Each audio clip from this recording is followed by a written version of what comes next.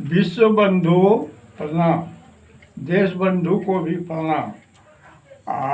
आज मैं आपसे फिर बात कर रहा हूँ। गीता के बारे में जो हम दिए थे 7 अध्याय, इसके संबंध में थोड़ा 2 मिनट बोलूँगा। इसके संबंध में यही है कि मैंने कभी आपको कहा था कि गीता हमको कर्म कराने सिखाती है। गीता क्या सिखाता है? कर्म करना। तो कर्म क्या है? कर्म योग, भक्ति योग, ज्ञान योग, ध्यान योग। ये योग जो लेके हम कर्म करते हैं। कैसा कर्म? सुकर्म, कुकर्म, दुकर्म होता है। तो सुकर्म जो हम करते हैं वो सुकर्म 2 प्रकार का है। एक है निष्कामी और एक है सकामी। तो निष्कामी कर्म जो हम करते हैं उसका फल क्या है? भगवान प्राप्त करना, ईश्वर प्राप्त करना, योगक्षेम होना। योगक्षेम का मतलब समझिए भगवत स्वरूप प्राप्त करना। और इसके बाद उसकी रक्षा कौन करेंगे? यही भगवान करेंगे, जो भगवान की प्राप्ति हुआ। तो निष्काम कर्म योग जो है वो क्या है कि हम कामना कुछ भी नहीं है, कोई स्वार्थ नहीं, कोई कामना नहीं, और मैं भगवान की योग लेके भक्ति कर रहा हूँ, ध्यान कर रहा हूँ, कर्म की पूजा कर रहा हूँ, योग ज्ञान की योग इसमें जोड़ा लेके चल रहा हूँ। तो इस तरह से जो करेंगे हम, उससे क्या होगा कि हमको भगवान की प्राप्ति होगी। ये हुआ कर्म योग। निष्काम कर्म योग का फल भगवान, साक्षात भगवान की प्राप्ति। यानी योगक्षेम का मतलब भगवान का स्वरूप प्राप्त करना, और इसकी रक्षा भगवान ही करेंगे। ठीक। दूसरा है सकामी। सकामी में भी आप भगवान को जोड़ के योग में ला के सकामी भी कर सकते हैं। जैसे सांसारिक पदार्थ को पाने, कोई कामना के साथ योग किया।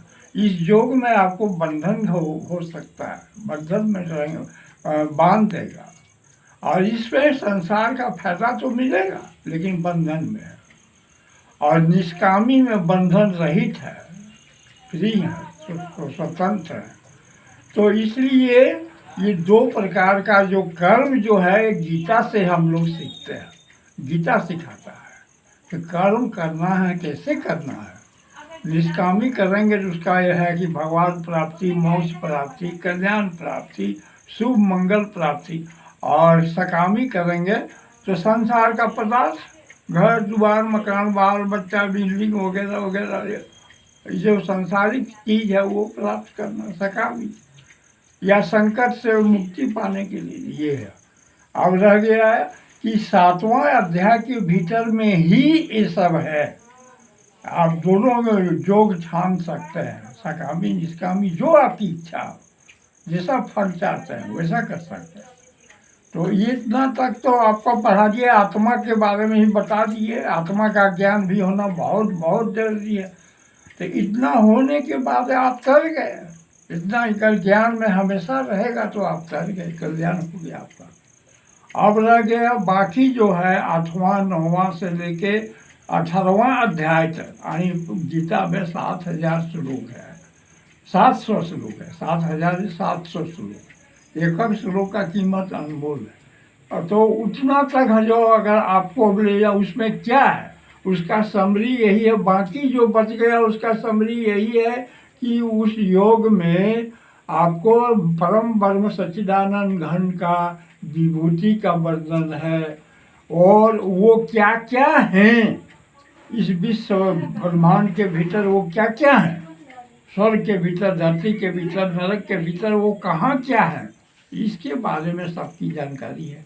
उनका संपदा देवी संपदा है, दानवी संपदा भी वो अपने हैं। उनका जो है सगुण साकार है, वो सगुण निराकार है, सगुण निर्गुण निराकार है, इसके बारे में भी है। तो सारा गुण जो है सच्चिदानंद परम ब्रह्म का जो है वो उसी में है। इतना बाकी के अध्याय में यही है। लेकिन मेन चीज जो आपको करना है गीता के प्राप्त करके, वो यही है कि जो हम कर चुके, कह चुके, बता चुके। और अब जो करना है, जानना है, वो उनका गुण जानना है। सुन स्वभाव कर्म जो भी है उनका बारे में जानना।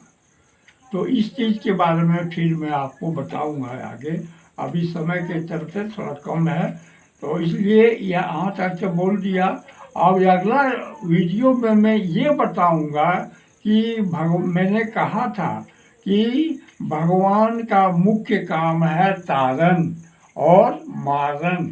तारण तो आपको डिटेल समझा दिए, अब मारण के बारे में भी हम समझाएंगे, मारण कैसे होता है। ये हम प्रश्न हमारे गांव के एक पोता ने किया था, गांव का पोता जी, हेमंत नाम था उसका। तो उन्होंने कहा था, तो उसके प्रश्न का जवाब अगला वीडियो में दूंगा। और क्या यही कि मारण के भगवान कैसे कर रहे हैं सृष्टि के भीतर, मारण उनका कैसे चल रहा है, क्या उसका प्रमाण के सहित, अनुभूति के सहित बताएं। धन्यवाद।